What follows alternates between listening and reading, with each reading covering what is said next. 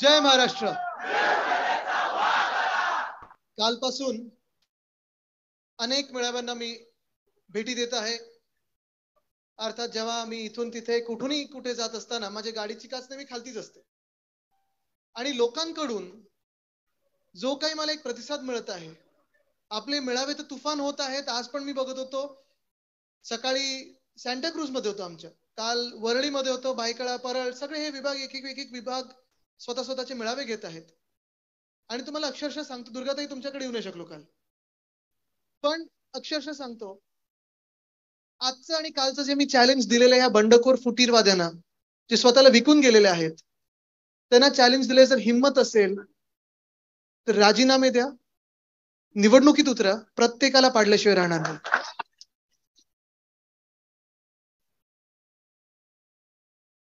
कारण जे वातावरण दिसत आहे मला, शिवसैनिक, ज्वलंत शिवसैनिक एका वेगळ्या जोशाने, एका वेगळ्या रागाने उतरलेला आहे, की ज्यांनी आपले पक्ष फाडण्याचा प्रयत्न केला, त्याला पुढे मला माहित नाही काय करायचं, हे तुम्ही ठरवा. पण त्याच्या आधी त्यांना विधान भवनाची पायरी दिसू नये.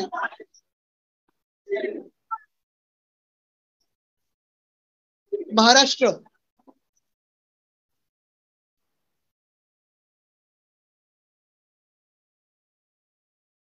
हाच. आणि तुम्हाला अजून एक सांगतो मी, प्रत्येकाच्या मनामध्ये राग असा नाहीये. काही काही लोकांच्या मनामध्ये एक असा वेगळा भाव दिसत आहे, की चला, जे पक्षाला दाबून ठेवत होते, मागे नेत होते, पक्षाला विकत होते, ती घाण निघून गेलेली. तो एक आनंद लोकांच्या मनामध्ये आहे. मी गाडीतून येत जाताना मी सतत जे सांगतोय, किंवा परवाचा जो वर्षा बंगल्यावरनं मुख्यमंत्री उद्धव साहेबांचा फेसबुक लाईव्ह झाला, काल परवाकडे जेव्हा इथे येऊन, कालच मला वाटतं इथे येऊन राष्ट्रीय कार्यकारिणीत बोलले, अक्षरशः तुम्हाला सांगतो, जेव्हा वर्षाचा फेसबुक लाईव्ह झाला तेव्हा त्यांनी मला 5 मिनिटात सांगितलं, आदित्य बॅगा भर, आपण निघतो. पण त्यांनी हे पण सांगितलं, की मोह सोडलाय, जिद्द नाही, ताकद नाही. पण तिथून घरी जात असताना असेल, आज घरून शिवसेना भवनात येत असताना असेल, प्रत्येक मेळाव्यात जात असताना असेल, इथे तिथे फिरताना असेल, प्रत्येक मुंबईकर, मग तो राजकीय असो अराजकीय असो, शिवसैनिक असो किंवा नसो, एक तर थम्सअप करतोय ना, ते विक्ट्री करतोय, की आम्ही तुमच्या सोबत आहोत. पण हे नुसतं मुंबईकरांचं नाही, इतर ठिकाणी देखील. आता मी तुम्हाला जो अनुभव, मी आता माहित नाही, तुम्ही सॅन्टा क्रूजला काही काही लोक असाल, नोव्हेंबरमध्ये COP26 साठी मी स्कॉटलंडला जेव्हा गेलेलो, किंवा आता पण डॅवॉसला गेलेलो, मी होतो, देसाई साहेब होते, नितीन राऊत साहेब होते, आणि आम्ही 80,000 कोटीचे करार करून आलो. ते महाराष्ट्रासाठी, आम्हाला विकायला नाही कधी केले करार, नाही तर आम्ही गुवाहाटीला गेलो असतो. पण म्हणजे एक आसाम खूप चांगलं राज्य आहे, हे आपले जे काही फुटीरवादी गेले ते ठीक आहे, ते काय फसले असतील, स्वतःला फसवून घेतलं असेल, अडकले असतील कुठच्या केसमध्ये, सोडवायला गेले. पण पण तुम्हाला एक सांगतो मी, प्रत्येक ठिकाणी, मग लंडनमध्ये असेल, स्वित्झर्लंडमध्ये असेल, इतर राज्यांमध्ये, मध्यंतरी दिल्लीला 2-3दा जाऊन आलो, प्रत्येक ठिकाणी कौतुक आपल्या मुख्यमंत्र्यांचं झालंय, पक्षप्रमुखांचं झालंय, महाविकास आघाडी सरकारचं. आणि मग हे असं सगळं चांगलं काम होत असताना, शिवसेनेची सत्ता असताना, महाविकास आघाडीची सत्ता असताना, जे काही आता तिथे फुटीरवादी जाऊन बसलेत आणि बोलत आहेत, एक एक रोज व्हिडिओ काढतात, रडगाणं रोज काहीतरी काढतात नवीन, की मला असं नाही झालं, मला तसं नाही झालं, माझा फंड नाही झाला. त्यांना प्रत्येकाला मी चॅलेंज देतो. जे पहिले टर्मचे आमदार आहेत त्यांना तुम्ही चॅलेंज देतच नाही, कारण मला माहिती आहे, म्हणजे मी स्वतः जरी पकडलं तरी मी स्वतः काही माझ्या स्वतःच्या चेहऱ्यामुळे नाही निवडून आलो, शिवसेनेमुळे निवडून आलेलो आहे. आणि त्यांनी पण विचार करायला पाहिजे, की ते पुढे निवडून येऊ शकतील की नाही. पण जे दुसऱ्या टर्मचे आमदार आहेत, तिसऱ्या टर्मचे आमदार आहेत, काही मोठे स्वतःला दिग्गज मानणारे आमदार आहेत, काही खूप शूरवीर समजणारे आमदार आहेत, मोठ्या मोठ्या आवाजात भाषणं देणारे, शेरोशायरी करणारे,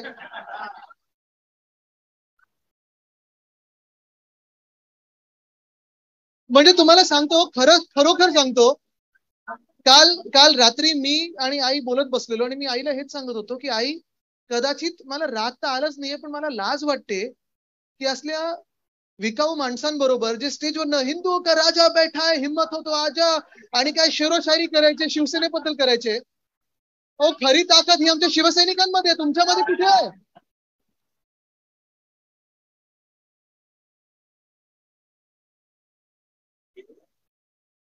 परवाकडे माझ्या गाडीत बसलेले, इथून हॉटेलला जाताना थरथरत होते. मला वाटलं मला घाबरून थरथर होते, नंतर कळलं कशाची भलत्याची वेळ झालेली म्हणून थरथर होत.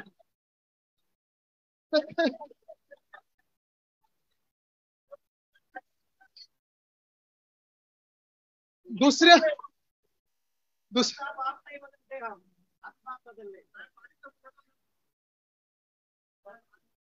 ठीक आहे, आता काय पाईपलाईन लोकांच्या हातात आली की काय काय करू शकतात मला माहित नाही, लोक दाखवतील. पण एकच गोष्ट तुम्हाला सांगतो की ह्या लोकांनी आणि ह्या लोकांना आपण कमी काय दिलं हा आपण विचार करणं गरजेचं आहे. कौतुक जे मुख्यमंत्र्यांचं व्हायचं, मुख्यमंत्र्यांनी प्रत्येक फेसबुक लाईव्ह मध्ये सांगितलं, प्रत्येक सभेत सांगितलं, भाषणात सांगितलेलं आहे की कौतुक हे जेव्हा मुख्यमंत्र्यांचं होतं तेव्हा स्वतःचं नाही होत, खरं तर ते खूप मोठेपणा त्यांचा. त्यांनी सांगितलं जे प्रत्येक सहकार्य माझा त्यांचं होतंय कौतुक. आणि मग अशा माणसाला धोका देणं, दगा देणं, ज्या माणसाने तुम्हाला पुढे आणलं, तिकीट दिलं, वरती आणलं, मंत्रीपद दिली, आमदारकी दिली, ह्या सर्वांनी विचार करायला पाहिजे. जे मी सांगितलं ना, माझं चॅलेंज येतं ना की आता जे रडगाणं त्यांचं आहे की आम्हाला फंड नव्हता मिळत, गळचेपी होत होती. राहुलजी तुम्ही आता दुसऱ्या टर्मचे आमदार आहेत, बरोबर आहे. मला तुम्ही सांगा आणि इतरांना पण मी विचारतो दुसऱ्या तिसऱ्या टर्मच्या आमदारांना की गेल्या 20 वर्षात किंवा 15 वर्षात फंड तुम्हाला किती मिळाला आणि गेल्या 2.5 वर्षात किती फंड मिळाला, चला दाखवा मला, तुम्हाला मी काही हरायला तयार आहे. अमाप पैसा मिळाला, अमाप फंड मिळाले त्यांच्या मतदारसंघात. कोणाला काही नाव नाही विचारलं, पक्ष नाही विचारलं, काय तू कुठच्या गटात जातो, ह्या गटात की त्या गटात, हे नाही विचारलं आपण. प्रत्येकाला ज्यांनी ज्यांनी जे काम केले ते करून दाखवलेलं आपण. हा ठीक आहे, काही काही कामांना प्रशासकीय मंजुरी असतात, प्रस्ताव यायला लागतात. आता सत्तेत बसल्यानंतर आम्हाला कळतं की जे आपण सांगतो ना चला 1 मिनिटात करतो, काही काही कामं 1 मिनिटात होतात, काही काही कामांना थोडा अवधी लागतो.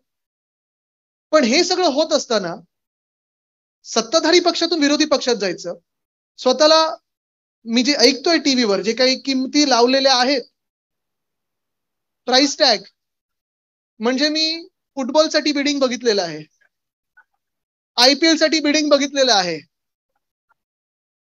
आता आमदारांसाठी बिडिंग बघतोय. म्हणजे मी जे काही घोडे बाजार ऐकलेला हा तो पूर्ण रेसकोर्सच घेऊन गेले होय. रेसकोर्स घेऊन गेले सगळे.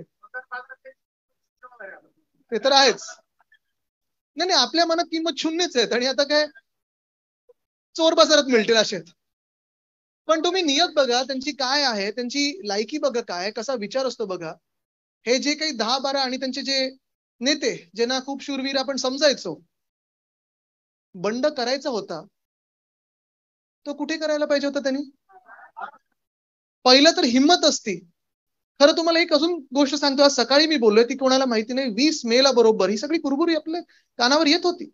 काय चाललंय, कुठून पैसा जातोय, कसा जातोय, हे सगळं चालू होतं, कोण देतंय हे सगळं ऐकण्यात होतं. खरं काय कितपत माहित नाही, पण 20 मेला मी तेव्हा डॅव्होसला होतो, तेव्हा मुख्यमंत्री उद्धव साहेबांनी त्यांना वर्षा बंगल्यावर बोलून घेतलेलं आणि हे देखील सांगितलेलं की तुम्हाला मुख्यमंत्री व्हायचे, ह्या घ्या चाव्या, तुम्ही आज बना. तेव्हा नाटक केलं, रडले, नाही आमचं असं नाहीये, तुम्हीच मुख्यमंत्री व्हा, असं तसं तसं. ठीक आहे, बरोबर 1 महिन्यानी 20 जूनला बंड केलं. पण ह्या बंडाची तयारी जी आता आपल्याला दिसते आहे, बंड म्हणजे काय फुटीरवाद येतोय, बंड पण नाही, बंड करण्याच्या लायकीचे पण नाही, बंडाला हिंमत लागते. त्यांनी हा जो काही प्रसंग आपल्यावर आणलेला आहे, फायदा कुठच्या वेळेचा घेतला यांनी? आजारपणाचा घेतलाय. तुम्ही बघितलं असेल त्या दिवशी पण मुख्यमंत्री जेव्हा टीव्हीवर बोलत होते आणि ते मी बघितले, त्या वेदना मी बघितलेल्या आहेत. जेव्हा सर्जरी झाली त्याच्यानंतर परत एक छोटी प्रोसिजर करायला लागली, कारण त्या दिवशी सकाळी सीएम साहेबांचं इथपासून खालपर्यंत हात पाय काही हलत नव्हतं. अक्षरशः बेडवरनं हलणार की नाही, आणि ह्या माणसांनी स्वतःच्या हिमतीवर, ताकदीवर, मी बघितली त्यांची मेहनत, दिवसात सकाळी 4 तास आणि संध्याकाळी 2 तास सगळ्या मंत्र्यांचे किंवा जे आमदार असतील किंवा जे आपले शिवसैनिक असतील त्यांचे व्हॉट्सअप बघत, फोन करत, बेडवर आडवे असताना आणि नंतर एक्सरसाइज करताना ह्या माणसांनी व्यायाम केलेला आहे. आणि आज जो उभा राहतोय तर ह्या सगळ्या स्वतःच्या हिमतीमुळे, ताकदीमुळे, तुमच्या प्रेमामुळे. आणि मग ह्या फालतू लोकांनी असा प्रसंगाचा फायदा उचलायचा. अरे जर तुमच्यात हिंमत होती, ताकद होती, जर तुम्ही स्वतःला शिवसैनिक म्हणता, हिंदुराव सम्राट बाळासाहेब ठाकरेंचे शिवसैनिक म्हणता, दिघे साहेबांचे शिवसैनिक म्हणता, तर या ना समोर आणि सांगा काय चूक केलंय, कुठे कमी दिले तुम्हाला. खरं तर आज दिघे साहेब असते किंवा बाळासाहेब असते, हे जे सांगतात की आम्ही त्यांचे सैनिक आहोत, त्यांच्या भाषेत त्यांना समजवलं असतं काय आहे ते. आणि म्हणून आता त्यांना थोडं हे मिळतंय, म्हणजे आपण खूप चांगले झालो.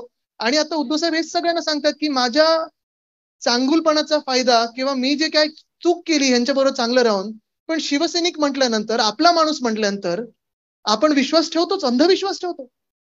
म्हणजे मला आता येताना थोडा डायलॉग थोडा मी ऐकत होतो, आठवत होता मला तो डायलॉग. मला वाटतं दिलवाले मधला आहे, हम शरीफ क्या हुए.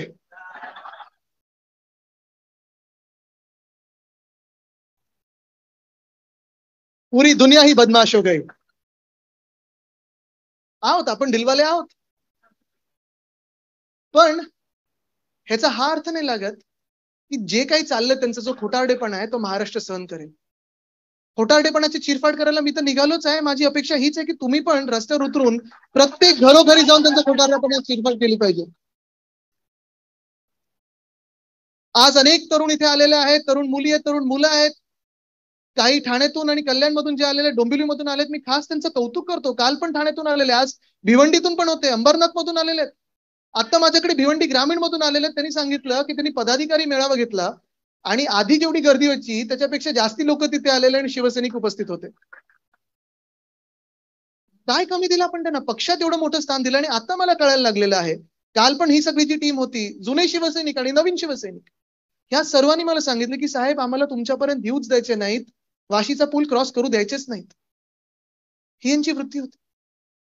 काय आकांक्षा महत्वाकांक्षा असतात, काय राक्षसी महत्वाकांक्षा असतात, हे तुम्ही ओळखून घेणं गरजेचं आहे. पण त्या महत्वाकांक्षांसाठी हिंमत देखील लागते, ताकद लागते आणि तेवढीच लायकी पण लागते. लायकी तर दिसून आलेलीच आहे, त्यांनी कुठच्या प्रसंगाचा फायदा उचलला ही लायकी तर दिसली. आणि परत कोविड असताना बरोबर साहेबांना त्यांनी ते सगळं केलं. पण दुसरी गोष्ट तुम्ही बघा कशी असते, हिंमत जी मी सतत बोलतोय आणि मी प्रत्येक ठिकाणी बोलतोय की हिंमत दाखवणं ही गरजेची असते.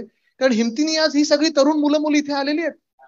ह्या तरुण मुला मुलींचं आणि सुमित असेल, दीपेश असेल, तुम्ही सर्वांचं, निखिल तुमचं कौतुक करणं, करण चेतन पण आहेत, सगळ्यांचं कौतुक करणं मला गरजेचं आहे. कारण हे तिकडचे आपले खरे वाघ आहेत.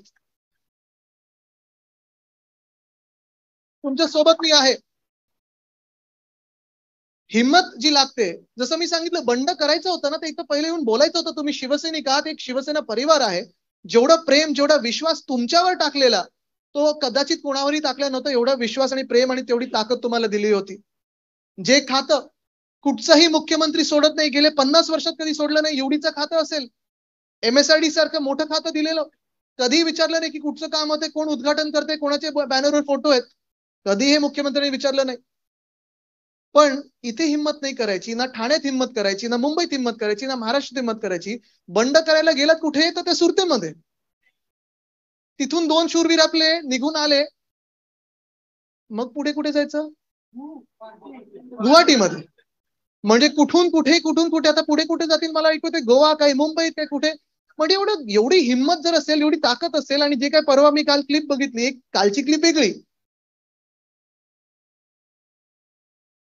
पण जी परवाची क्लिप बघितली की महाशक्ती काय काय, पाकिस्तान काय काय बोलत होते, एवढी सगळी ताकद आणि हिंमत असती तर मुंबईतच राहिला असतात आणि समोरासमोर येऊन बोलला असतात. बरं, गुवाहाटीचं पण मला वाईट एवढ्यासाठीच वाटतं की ज्या राज्यात पूर आलेला आहे, मी आज वाचत होतो 50 लाख लोकांना घराच्या बाहेर हालायला लागले, स्थलांतरित व्हायला लागलेले, कपडे नाहीयेत, प्यायला पाणी नाहीये, जेवायला अन्न नाहीये, त्या राज्यात जाऊन अशा हॉटेलमध्ये मजा मस्ती मारायची, धमाल करायची. खाण्याचं नुसतं बिल 8 लाख, बाकीचं मी विचारत नाही, अजून काय काय चालतं विचारत नाही, चार्टर प्लेनचं बिल विचारत नाही. पण हेच 8 लाख, आणि आत्ताची जी CRPF ची सिक्युरिटी दिलेली आहे, ही CRPF ची सिक्युरिटी आमच्या काश्मीरी पंडितांना दिली असती, जी आम्ही मागच्या महिन्यात मागणी करत होतो. बरं, भाजपच्या ह्याच्यात हात नाहीये ना, मग बरोबर सुरतेला तिकडचे मंत्री कसे येऊन भेटले, मग परत तिथे गुवाहाटीला तिकडचे मुख्यमंत्री जाऊन कसे भेटले, CRPF सिक्युरिटी कशी मिळाली? आमचा अंतर्गत विषय ना, तर आम्ही तरी CRPF ची सिक्युरिटी देऊ नाही शकत कोणाला. आम्ही तर एवढा 8-9 लाख दिवसाला खर्च करू नाही शकत, हॉटेल बुक नाही करू शकत, म्हणजे संपूर्ण हॉटेल. पण तिथे जाऊन मजा मस्ती करत असताना, गुवाहाटीत पूर असताना, आसाममध्ये पूर असताना, ही नैतिक जबाबदारी नाही का त्या तिकडच्या मुख्यमंत्र्यांची, की सांगणं की किती जरी माझं स्वतःचं सरकार येत असेल तरी माझे इकडचे राज्यातले लोक हे त्रासलेले आहेत, इथे पूर आलेला आहे, इथे कृपा करून आणू नका, जिथून आले तिथेच पॅक करून पाठवून द्या.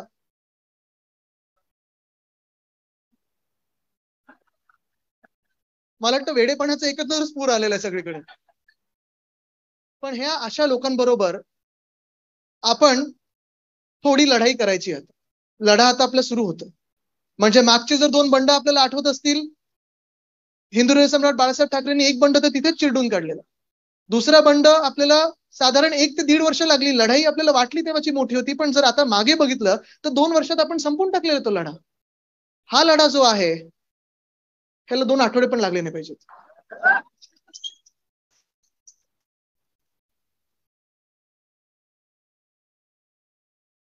ही जी अशी युवा सेना जी मला समोर दिसत आहे ह्याचा मला अभिमान ह्याच गोष्टीसाठी आहे, कारण 2014ची निवडणूक असेल, 2019ची निवडणूक असेल, मी युवा सेना प्रमुख म्हणून माझ्या पक्षप्रमुखाला सांगू शकलो की साहेब कोणालाही तिकीट द्या, आमचे इच्छुक नाहीत आता, जेव्हा तुम्ही तिकीट द्याल तेव्हा देतील, पण जो कोणी तुम्ही उमेदवार द्याल त्याला जिंकून आणण्याची ताकद, हिंमत आणि क्षमता आमच्यात आहे आणि मी सांगू शकले.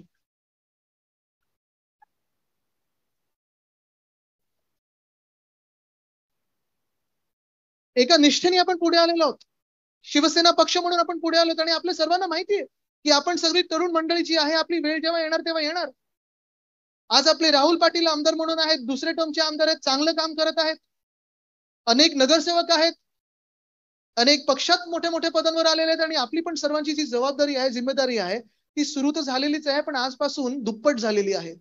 जे आपले ज्येष्ठ शिवसैनिक आहेत, आजी माजी शिवसैनिक आहेत, जे शिवसैनिक निष्ठावंत आपल्या सोबत राहिलेले आहेत, त्यांना ताकद देणं, त्यांना हिंमत देणं, त्यांच्या सोबत राहणं, खांद्याला खांदा लावून, कारण समोरून जो येणार आहे तो पूर्णपणे या केंद्र सरकारने पाठबळ दिलेला चिरकुटे येणार आहेत.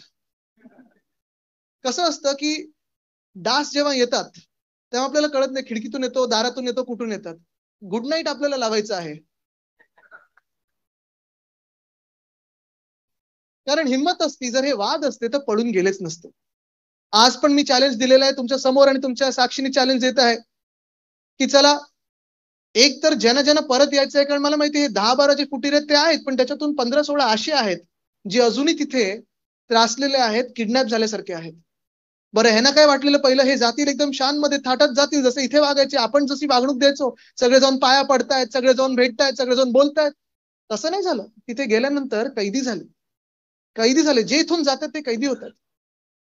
आजचा कालचा जसं तुम्ही व्हिडिओ बघितला तसं दुसरा एक व्हिडिओ तुम्ही बघितला असेल ज्याच्यात ह्याच मोठ्या नेत्यांना दोन्ही हात पकडून मान पकडून परफटत नेतात, बोलायला पण देत नाहीत.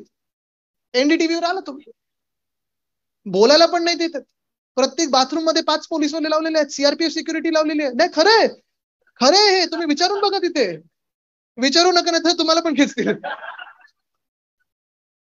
पण पण तुम्हाला सांगतो की अशी हालत झालेली लोक काही आपले तिथे आहेत, अजूनही मला विश्वास नाही होत. काही जसं मी सांगितलं सकाळी पण नावं घेतली, प्रकाश सुर्वे असतील, प्रकाश आंबेडकर असतील, बुमरेंचं तर मी किती वेळा आता म्हणजे इथे मला माहित नाही कोण मतदारसंघातून त्यांच्या आलेलं आहे. तुम्हाला आठवते ऋषी, तुम्हाला आठवते ती सभा, तुम्हाला आठवते ती सभा कशी झाली? समोरून मला सांगितलं की साहेब यांना आता मंत्रीपद द्या.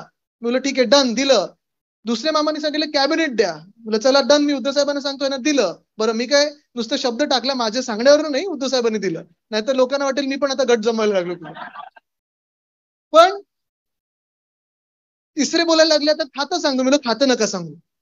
पण अशा लोकांना ज्यांना आपण प्रत्येक गोष्ट दिली, प्रकाश सुर्वे, मला अजूनही विश्वास बसत नाही की तो माणूस जाऊ शकतो.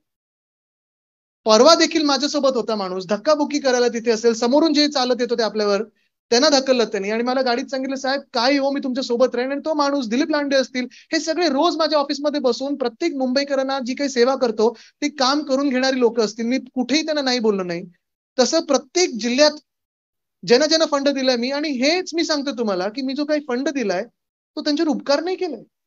अनेक लोकांना इथे वाटत असेल आपल्यातून पण किती लोक जात असतील यांच्या ऑफिसमध्ये, आपण प्रत्येकाच्या जवळ होतो कारण आपली लोक होती, आपल्या हक्काची लोक होती, आपल्या परिवारातली लोक होती. त्यांच्याकडून आपण चांगली कामं लोकांसाठी करून घ्यायचो, लोकसेवेचे काही काही वेगळे वेगळे प्रश्न उचलून घ्यायचो, लोकहिताचे प्रश्न असतील, जनहिताचे प्रश्न असतील, कुठे उड्डाणपूल असेल, कुठे गटाराचं काम असेल, कुठे रस्त्याचं काम असेल, फंड आणायचो. पण हा प्रत्येक रुपया हा जनतेचाच होता, तुमचाच होता. त्यांनी उपचार तुमच्यावर काही केले नाहीत, उपकार केले नाहीत, उपकार काही केलेले नाहीत. हे त्यांचं कर्तव्य होतं, पैसा देणं, तुम्हाला फंड देणं तुमच्या तुमच्या मतदारसंघामध्ये. असंच तर पक्ष बांधला जातो. पण हे सगळं काम आपण पुढे नेत असताना मी त्यांना एकच चॅलेंज दिलेलं आहे. फ्लोअर टेस्टचं तर तुम्हाला सर्वांना माहिती आहे, मला वाटतं ते सगळ्यांनीच ट्विट केलेलं आहे की रस्ते कुठून जातात हे त्यांना माहिती आहे. पूर्ण महाराष्ट्रात मी बोलतो. पण एकच आहे, ह्या प्रत्येक आमदाराने ज्याला बंडखोरी करायची आहे त्याला दोनच पर्याय राहतात, एक तर प्रहारमध्ये विलीन व्हा, नाही तर भाजपमध्ये विलीन व्हा.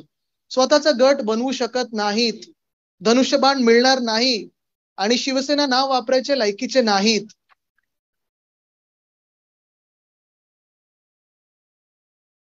काही काही गोष्टी तर अशा मजेशीर आहेत, म्हणजे एक दोन जणांचे जे मी काही वाचलं की आमच्याकडे राष्ट्रवादीचा धोका होता. हो, तुम्हीच तर तिथून आलात.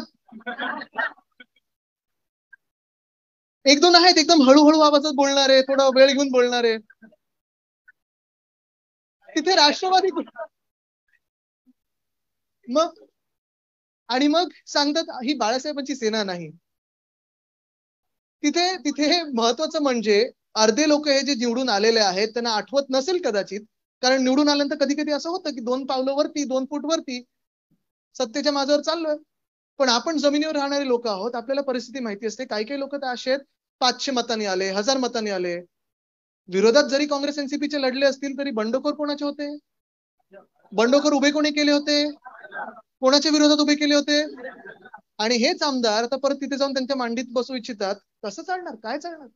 आणि म्हणून मी त्यांना चॅलेंज दिले, चला हिम्मत असेल तर आज राजीनामा द्या, निवडणुकीत उतरा. प्रत्येक माणसाला, प्रत्येक त्या उमेदवाराला, प्रत्येक बंडखोराला मी पाडल्याशिवाय राहणार नाही.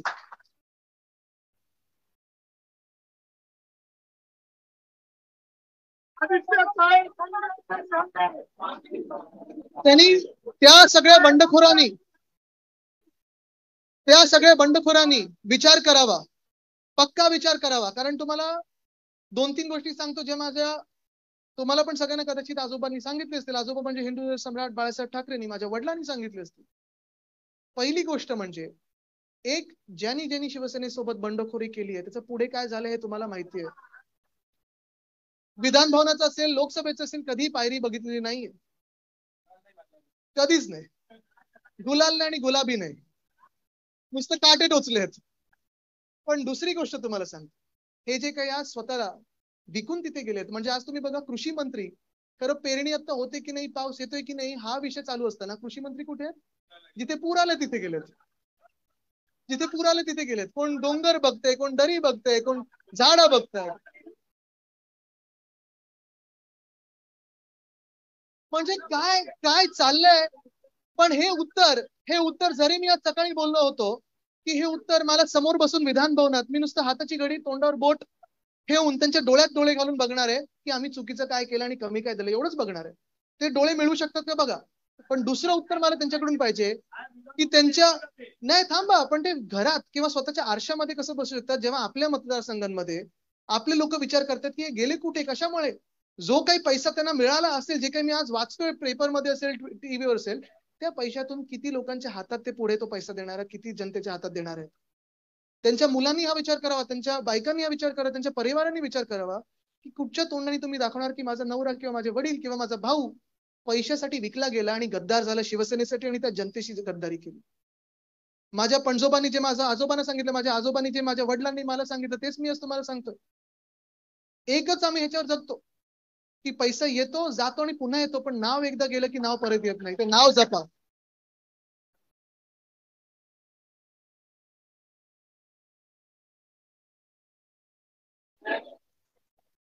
ते नाव जपायचं काम आपल्याला करायचं आहे.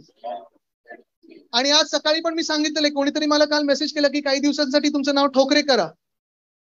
मी म्हणलं ठीक रे, पण पण मी ठाकरेला टक्कर नाही.